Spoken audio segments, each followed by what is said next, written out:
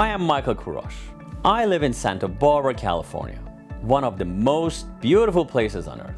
My design center is where people come to reimagine their homes and spaces. I work with the best designers, clients with broad tastes, and experts who navigate the fascinating world of design. I'm always excited to learn something new, and I never say no to a challenge.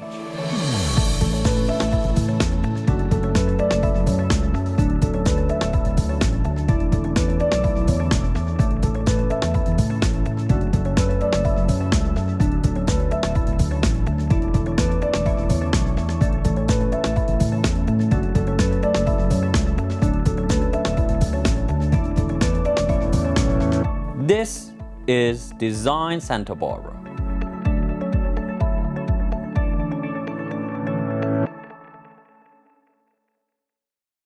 Welcome to Design Santa Barbara. I'm Michael Kurosh, and today we are in Santa Barbara Design Center, but I'm about to take you across the world to one of my favorite sites, the Louvre Museum in Paris, France. Please join us. About 2 million people a year come to the Louvre. From the ends of the earth, they come here. Why? For one simple reason, to see the world's greatest collection of art. Before we head into Louvre, let's explore its rich, fascinating history. The Louvre Palace, which houses the museum, was begun by King Philip II in the late 12th century to protect the city from Western attack, as the Kingdom of England still held Normandy at the time. Remnants of the medieval Louvre are still visible in the crypt. The Louvre Palace has been subject to numerous renovations since its construction. In the 14th century, Charles V converted the building from its military role into a residence. In 1546, Francis I started its rebuilding in French Renaissance style. After Louis XIV chose Versailles as his residence in 1682, construction works slowed to a halt. The royal move away from Paris resulted in Louvre being used as a residence for artists under royal patronage. Meanwhile, the collections of the Louvre originated in the acquisitions of paintings and other works by the monarchs of the House of France. At the Palace of Fontainebleau, the French collected art that would later be part of the Louvre's art collections, including Leonardo da Vinci's Mona Lisa. By the mid-18th century, there were an increasing number of proposals to create a public gallery in the Louvre. Under Louis XVI, the idea of a royal museum in the Louvre came closer to fruition.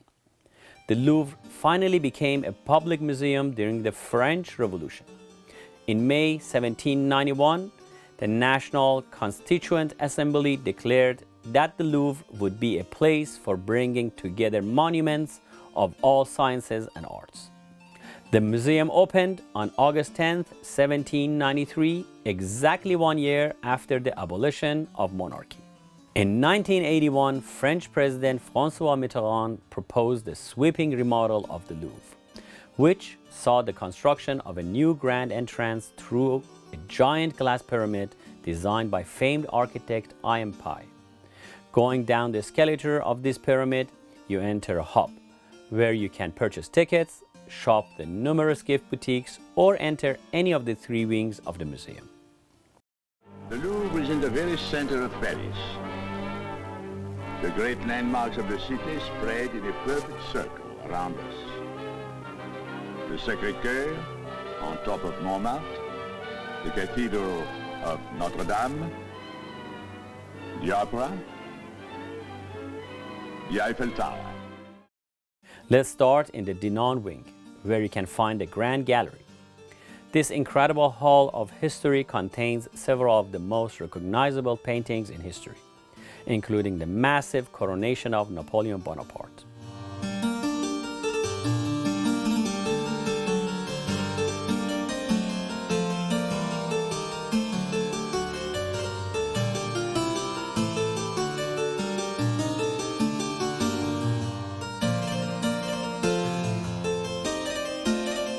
The Coronation of Napoleon I by Jacques-Louis David.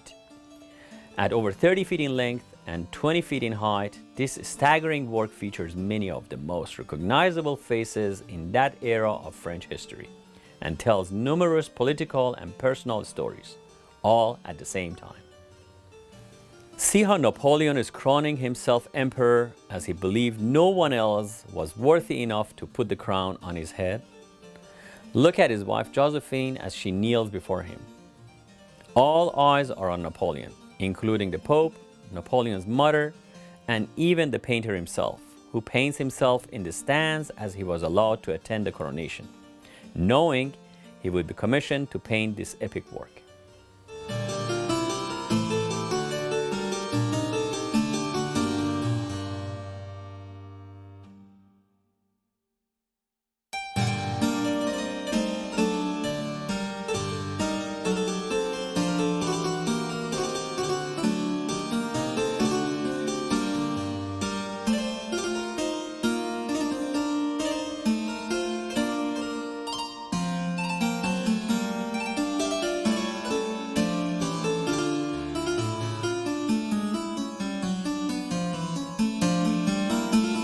In a room adjoining the Grand Gallery, on any given day, you will find a massive queue of people waiting to see the most famous painting in the world, the Mona Lisa.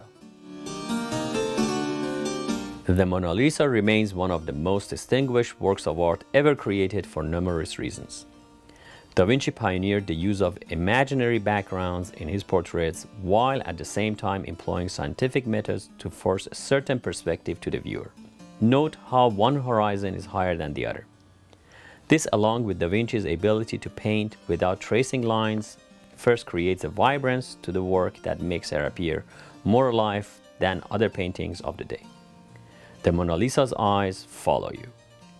This enigmatic portrait has graced the walls of the Louvre since 1797. In 1911, the painting was stolen in a daring robbery. The investigation resulted in the museum's closure for over a week, and prominent Parisians, including Pablo Picasso, were named as suspects. For several years, it traveled across Europe before being recovered and returned to the museum in 1914.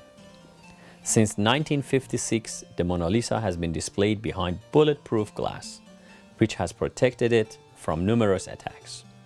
The Louvre houses numerous other works by Leonardo da Vinci, and was a central location and plot point in the best-selling novel The Da Vinci Code, along with its subsequent film adaptation. A short walk from the Dinan Wing places you in the Greek and Roman galleries, featuring amazing sculptures including Venus de Milo and the Winged Victory of Samothrace.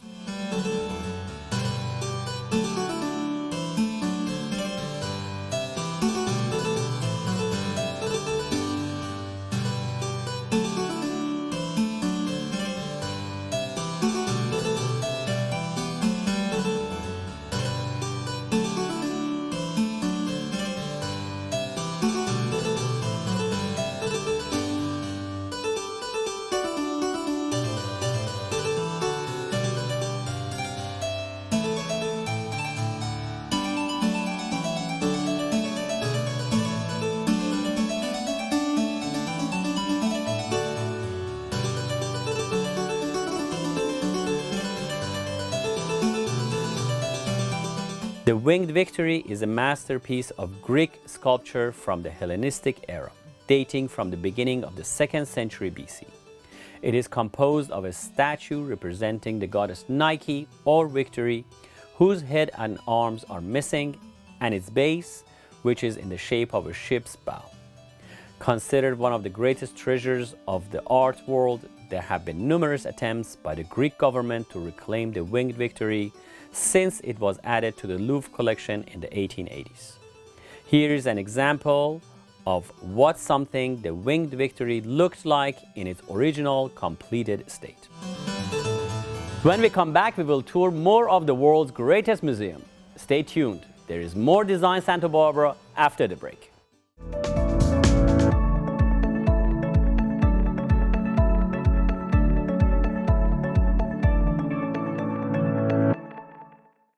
Santa Barbara Pizza House is your home for the best pizza in town. Embrace a symphony of flavors and textures with our pizzas. Drawing inspiration from both Chicago's deep dish legacy and Naples' artisanal heritage, our pizzas boast perfectly executed crusts, tantalizing sauces, and the finest mozzarella. Whether you're a seasoned pizza connoisseur or just looking for a delicious meal, our pizza here is sure to satisfy.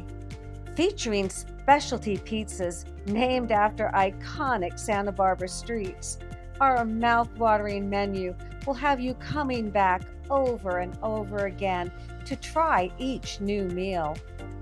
We offer a full menu of salads, sides, sandwiches, and desserts.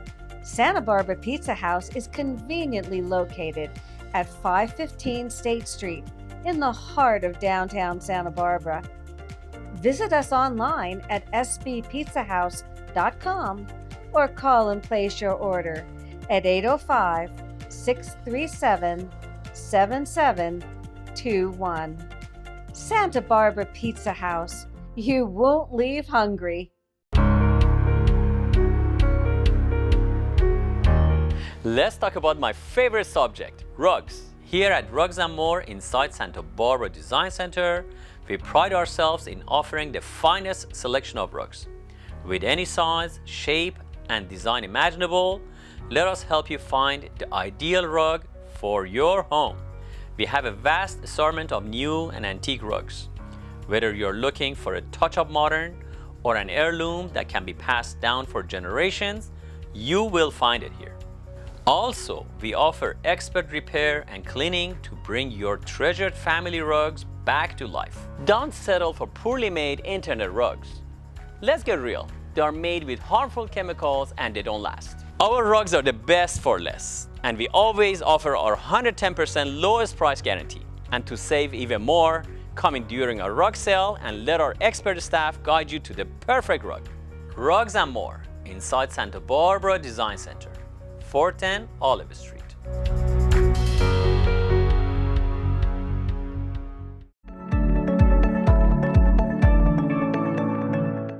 Welcome back to Design Santa Barbara. Today we are exploring the incredible history and collections of the Louvre Museum in Paris, France. Let's head back in.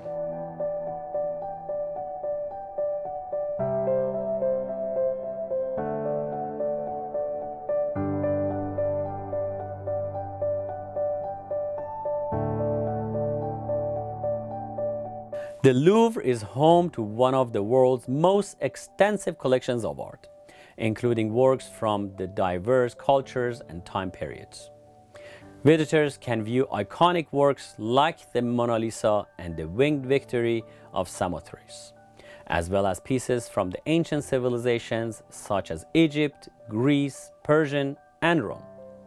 The museum also features collections of decorative arts, Islamic art, and sculptures. The Egyptian department, comprising over 50,000 pieces, includes artifacts from the Nile civilizations, which date from 4000 BC to the 4th century AD. The collection, among the world's greatest, overviews Egyptian life spanning ancient Egypt, the Middle Kingdom, the New Kingdom, Coptic art, and the Roman, Ptolemaic, and Byzantine periods. The department's origins lie in the royal collection, but it was augmented by Napoleon's 1798 expeditionary trip with Dominique Vivant, the future director of the Louvre. After the discovery and translation of the Rosetta Stone, it was declared that an Egyptian antiquities department be created. Guarded by the Great Sphinx of Tanis, the collection is housed in more than 20 rooms. Holdings include art, papyrus scrolls, mummies, tools, clothing, jewelry, games, musical instruments, and weapons.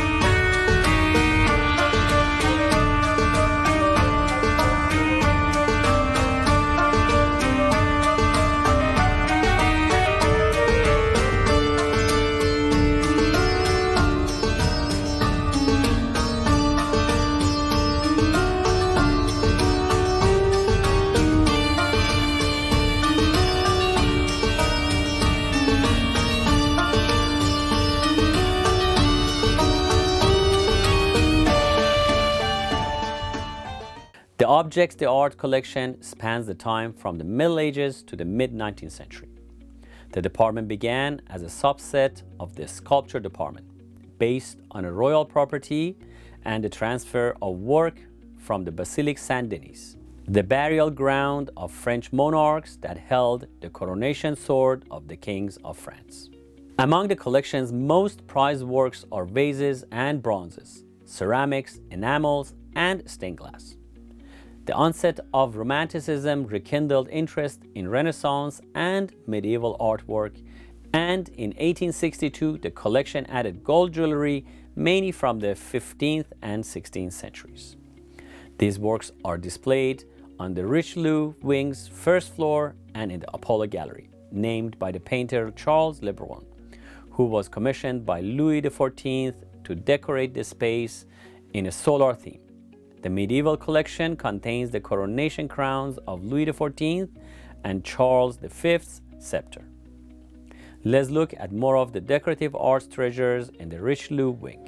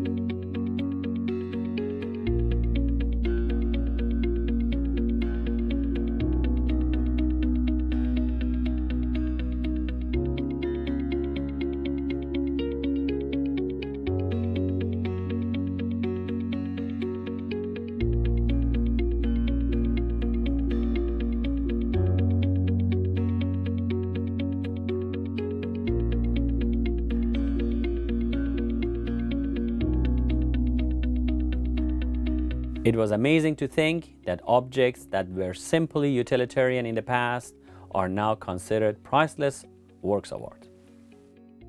The sheer volume of this collection is simply staggering. We have so much to show you after the break. Stay with us for more Design Santa Barbara.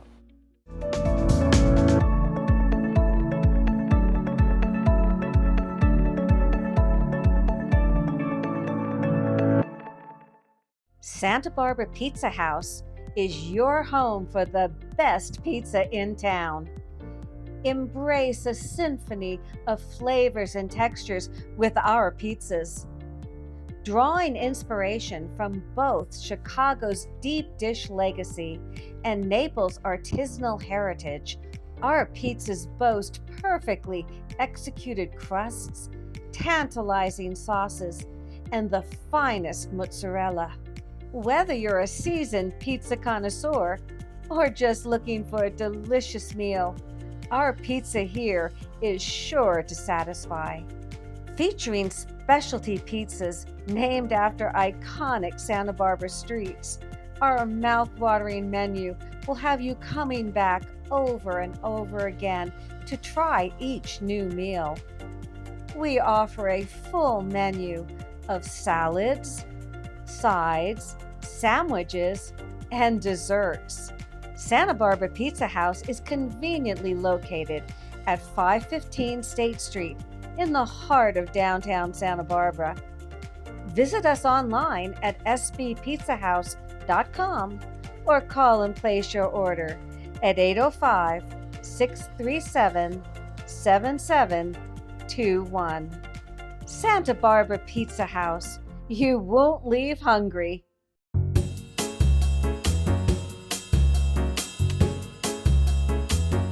This week on Michael's Minute, we are going to talk about modern and transitional rugs. At Santa Barbara Design Center, we have over 1,000 modern and transitional rugs at any given time in various sizes and colors. A modern or transitional rug can completely transform your living space. It can make a cold room comfortable or balance out an uneven contrast. We can also custom make the modern rug of your dreams, designed to your specification, taste, and color. And at Santa Barbara Design Center, we can do it faster, better, for less. That's why the top designers in the world use our modern and transitional rugs. To see our vast collection or start designing your custom masterpiece, come visit us at Santa Barbara Design Center, 410 Olive Street.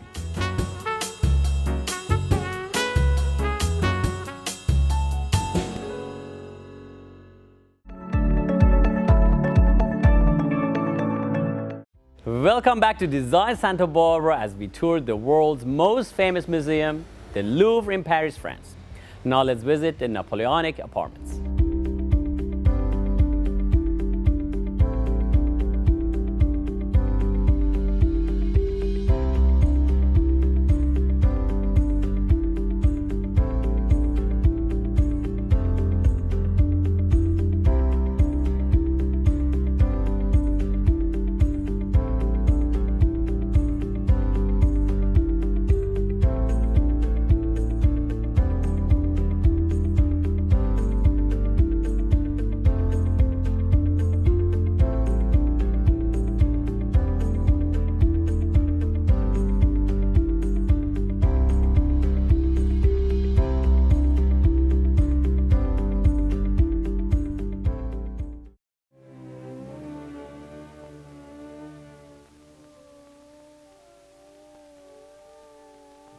How many king's ransoms are in this room?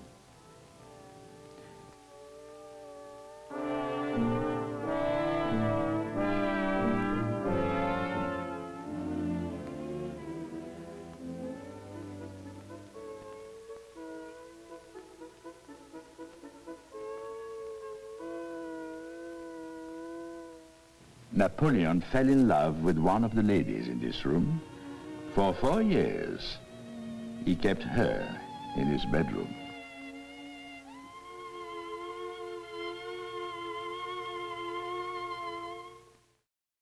The last section of the Louvre that we will be visiting today are the Napoleonic apartments. These lavish, opulent rooms were the living spaces in Paris for Napoleon III, and today are the site of several prominent artifacts from the Bonaparte family. This includes Napoleon's throne, several of the most famous paintings of the emperor and his wives, and furniture pieces from the 18th and 19th century. Let's look at more of this impressive decorative collection.